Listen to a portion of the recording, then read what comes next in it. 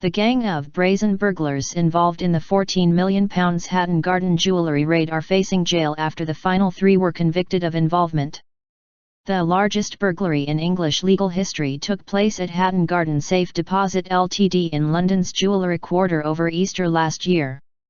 4 ringleaders had already pleaded guilty. 2 had been involved in the Brinks and Security Express raids. The gang raided safe deposit boxes for jewels after boring into the vault. Carl Wood, William Lincoln and Hugh Doyle were connected to the £14 million Hatton Garden jewellery raid, a jury at Woolwich Crown Court decided. Jon Harbinson, Lincoln's nephew, was cleared of playing a part in the heist last Easter weekend. He has been set free after 8 months in custody. 4 men, Brian Reeder, Kenny Collins, Terry Perkins and Daniel Jones, had admitted conspiracy to commit burglary.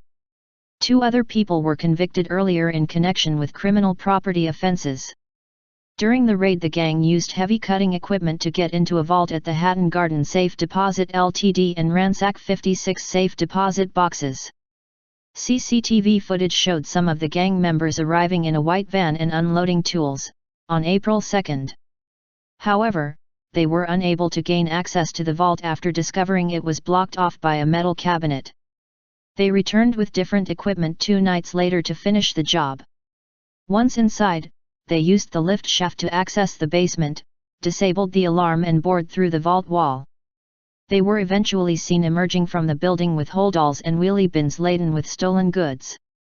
Gold, diamonds, and sapphires, together worth up to £14 million, were taken. 2/3 of the valuables remain unrecovered. Detsupt Craig Turner from the Metropolitan Police said, "The weight of evidence was so strong that half the gang chose to plead guilty. It was an audacious, brazen burglary that was some 3 years in the planning." Another man, known only as Basil, who let his co-conspirators into the Hatton Garden building by opening the fire escape from inside, is yet to be identified. The police are offering a £20,000 reward for information leading to his arrest and conviction. Reviewing lawyer Ed Hall from the Crown Prosecution Service said, "The 4 main ringleaders, a close-knit group of experienced criminals, some of whom had been involved in other high-value crimes, pleaded guilty after realizing the strength of the case against them. As a result of this trial, 3 other men who played significant roles, including the moving and concealing the stolen gold and jewels, have also been convicted." The court heard the conspirators would meet to make plans at the Castle Pub on Pentonville Road in Islington, and Scotty's, a nearby cafe.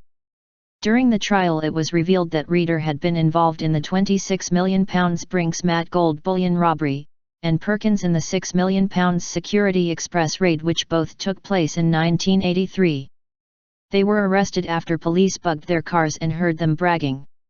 Perkins was heard saying, "I'm going to melt my good gold down. The Indian, the 18, that could be my pension." During the case, prosecutor Philip Evans told the jury, "These 4 ringleaders and organizers of this conspiracy, although senior in years, brought with them a great deal of experience in planning and executing sophisticated and serious acquisitive crime not dissimilar to this. This offense was to be the largest burglary in English legal history." There was no forensic trace left at the vault by the gang, but police found a number of stolen goods during house searches, as well as a copy of Forensics for Dummies at Jones's house and a book on the diamond underworld at Reeder's home. All 7 are expected to be sentenced on March 7.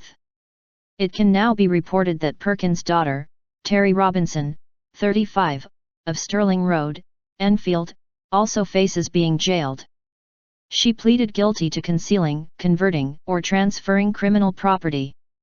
Her brother-in-law, Bren Walters, 43, who is also known as Ben Perkins, admitted the same offense. The Met Police had faced criticism over its handling of the case after it emerged it had not followed procedures after receiving a call from a security firm about an intruder alert at the premises at midnight on Good Friday. Following the verdict, Detsupt Turner said, "We apologize for not actually attending the alarm. It is quite clear that police should have attended. We have reviewed all our systems and processes.